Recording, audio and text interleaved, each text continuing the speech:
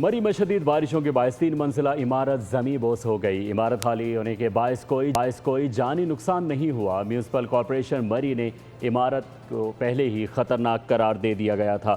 मलिका कोसार में मानसून बारिशों का सिलसिला वक्फे से जारी है। अहम खबर से आपको आगाह करते चलें जो आ रही है मरी से।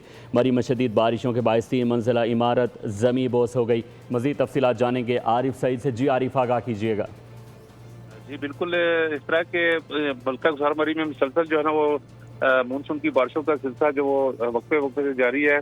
बारिशों के बायस मरी में मुख्तलिफ मकामात पर जो वो लैंड स्लाइडिंग और इमारतों के गिरने के वाक़ात पेश आए हैं। आज ही जब तेज बारिश लगी थी उस दौरान एक्सप्रेस वे पर लिकोट के मुकाम पर एक जो है ना वो अंडर कंस्ट्रक्शन ही कह सकते हैं 3 मंजिला इमारत जो है वो लैंड स्लाइडिंग की जद में आकर जमीन बोस हो गई है।